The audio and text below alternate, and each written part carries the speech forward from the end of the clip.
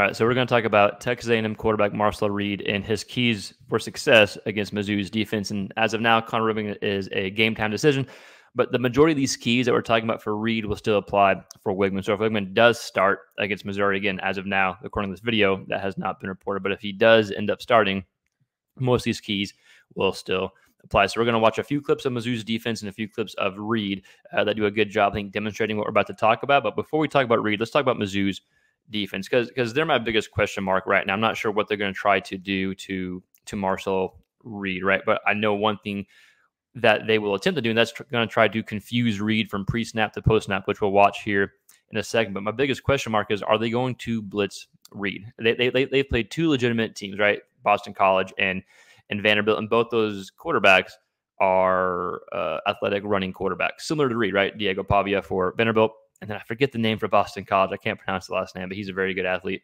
himself. Against Vandy, they blitzed 42% of Pavia's dropbacks, 16 pressures, only one sack, but it was 28 dropbacks. They got a good amount of pressure on him. And then against Boston College, they blitzed only 21% of the time. They dropped more 7 or 8 guys back and had a spy on him, and he wasn't able to run very much. He threw 2 picks. They only had 1 sack, but I thought they did a better job against BC's quarterback than Pavia. When they blitzed against Pavia, he ended up having 84 yards on the ground. BC's quarterback had like 20-something. So they were able to limit that. So I think dropping 7 or 8 may be the answer for Mizzou's defense. But at the same time, if you look at Reed's numbers against the blitz, so he's been, out of all his dropbacks, he's been blitzed 50% of the time. That's fairly high. Against the blitz, his completion percentage is only 43%. His yards per attempt is only 6.3. Whenever they don't blitz, he's actually been much better, 64% completion percentage, and yards per attempt 8.4. So that's my biggest question. Whenever they didn't blitz the athletic quarterback, they had more success, but Reed hasn't done very well against the blitz. So that's my biggest question for Mizzou's defense. We're going to show 2 clips here in a second of Mizzou's defense. One, when they drop back 7 or 8 and how to beat that, and then 2, we're going to show them blitzing and forcing a turnover, right? So let's go ahead and talk about Marcel Reed. Again, Weigman game time decision, but these keys for Reed, I still think apply for a Weigman for the most part. I think the main theme number 1 is maintaining the ability to take care of the ball. If you just take care of the ball, your team is good enough to keep you in that game and probably even win the game if you just take care of the ball. But at the same time, I think you're going to have to make a few more throws than you made against Arkansas. I think you're going to have to hit on a few more vertical passes than you did against Arkansas and have more of a fluid game. Against Arkansas, you had good moments, but now I think those moments have to combine to each other to have more of a fluid game. So number 1, like we talked about, no turnovers. Number 2, use your legs, whether it's that's obvious, right? This may be like, if Weigman starts, maybe this isn't the key here, but for Reed, use your legs. That will help set up not just the run game, but the passing game, and don't force it. But you'll need to hit on some vertical throws. And key number 2 or 3, I still want to see some more play action. I think play action can help settle him in, and we're going to see a few clips of Reed against Florida, or at least one clip off play action. He has a big touchdown pass, but only 21% of Reed's dropbacks have been off play action. He hasn't been great off play action per se, but it's a small sample size, and he's still developing. I do think some play action can help settle him down and kind of get him in a better groove and hit some open receivers. And the last key, improved vertical passing. I think you're going to have to hit on some of these throws that you weren't able to hit on against Arkansas to beat Mizzou, especially if Mizzou's offense gets going, which it hasn't been what it was last year as of late or so far. But if they hit on a few vertical throws, you may have to have a few deep throws to win this game. So far, Reed's only 3 of 17 on passes where the ball is thrown 20 yards or more in the air, and 2 of those completions actually came against Florida. And so we're going to watch that. The ability is there. It's just having to capitalize on that ability. So real quick, just to kind of recap the keys for Reed before we look at this film: no turnover. So maintain the no turnover kind of philosophy, if you will. I want to see some more play action. I think that can help get him settled in, and then improved vertical passing attack. I really do think he'll need a hit on 1 or 2 deep throws to beat Mizzou. So with that said, we're going to look at Mizzou's defense real quick, then look at Marcel Reed's defense, and then, or not Marcel Reed's defense, Marcel Reed clips and plays that I think he'll need to do to have success. And this is your first time tuning in. We're just a big SEC quarterback hub. By the way, we talk a lot about SEC quarterbacks and some quick breakdowns, previews like we're doing here. So if you like that type of stuff, please consider subscribing. So with that said, let's go ahead and look at a few clips. And that last thing, I promise, their broadcast footage, so I have to slow it down. So I do apologize for that, but it does a good job getting the point across. So we'll start with Missouri's defense. Again, it's broadcast footage like we mentioned. So It may not be great quality, but I think it does a good job getting the point across here. We do have to go slow motion, but we're going to see this is a quick throw from the Boston College quarterback, who I can't pronounce the last name, so I apologize. But we talked about how against Boston College, they had more success against an athletic quarterback than they did against Vandy, and they didn't blitz nearly as much against BC as they did against Vandy. Again, they blitzed like twice as much against Vandy on passing downs as they did against BC. So right here, we're going to see them still trying to confuse the quarterback, right? They got 7 guys within 3 yards, line of scrimmage maybe. 1, 2, 3, 4, 5, 6, 7 guys.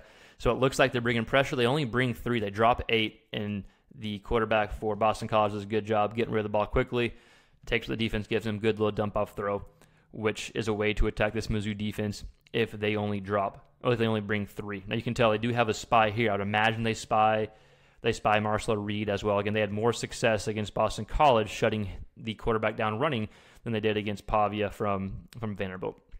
There's more factors than just that involved, right? But that's why it's interesting to see if they're going to blitz more, because Reed hasn't done great against the blitz, or if they're going to drop 7 or 8 guys back and try to confuse them. All right, so this next clip's going to be an interception, and just because they didn't blitz a ton against Boston College, they still brought pressure strategically. Which one of these guys blitzes? Let's go ahead and check it out and see who. And this actually leads to a pick. So it's a little delayed blitz, right? This actually leads to an interception. I think it's a 3rd and long here.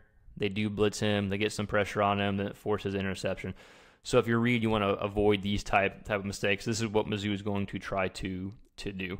Strategically blitz you whenever they do decide to bring pressure. And the ball kind of just floats in general. Shouldn't have been thrown. But it was because of Mizzou's defense showing one thing pre-snap, something else post-snap, right? So let's go ahead and look at some clips of Reed and some plays that I want to see and I think he'll need to make in order to beat Mizzou.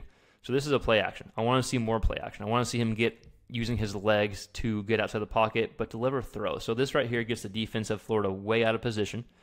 We can kind of see we got 1, 2, 3, 4, 5, 6, 7, 8. Let's call it 9 guys inside 7 yards, 6 yards line of scrimmage because of the threat of the run. You have a few guys open here, right? We got dump off. We got the tight end running across the field, and then we have an open receiver that Reed hits for a touchdown. So I want to see more play action, and I want to see you take some more vertical shots like we talked about, and you got to hit on these vertical shots. Again, he's 3 of 17 when the ball is thrown 20 yards or more in the air, and 2 of the completions we're about to watch. This is number 1, then we're going to watch a second completion against Florida. That is one of his deep passes as well. Let's see. I don't think I watched this whole thing. Okay, so this is not using play action, but this is a straight drop back pass going through his progressions, going through his read. It's a 20, let's give him 29 yards throws. The line of scrimmage is closer to the 9 than the 8. But it's a deep throw for a touchdown. Backside, boom, hits his post for a touchdown. So you want to see more of these type of throws. I think you're going to have to hit on 1 or 2 deep vertical throws to beat Mizzou, especially if Mizzou's offense is able to find some success. They haven't had a ton of success so far against BC and Vandy. It's been kind of up and down, inconsistent. But they got a lot of talented guys on that roster. They definitely, could have success anytime. This is the last clip I want to show of Reed. I think it's a way to get him comfortable. It's not play action per se, but I kind of count it as play action. It's a fake run, and then he hits his receiver that's wide open. It's the threat of his legs, right? I want to use the threat of his legs to get the defenders out of position. It's a nice creative play from O.C. Klein. So it looks like a little run here. The threat of the run gets all these backers up, leaving wide open space here. No up-top safety. I don't think there might be an up-top safety, actually. But regardless, this is open here, able to lead for a nice first down throw, right? So if you're Reed, maintain the ability to not throw any turnovers. That has to be the main theme. If you don't have any turnovers, like we saw against Arkansas had 3. You had none. You won the game. You didn't play great, but you found a way to win because you had better players. Number 2, I want to utilize some play action. I think that can help get him comfortable. And then number 3, I think you're going to have to hit a deep shot or 2 to win this game. So if you're an A&M fan or a Mizzou fan, let me know, 1, your thoughts and comments below. And if you're an A&M fan, let me know your thoughts on Reed, your thoughts on Weigman, who should start. Again, Weigman's a game-time decision. I think a lot of these keys still apply for Weigman, despite maybe the using the legs type deal. Again, let me know your thoughts in the comments below. And as always, please like, share, and subscribe. It helps the channel grow. We put out SEC quarterback content on a weekly basis. Thanks for following us along. We'll see you next time. Peace.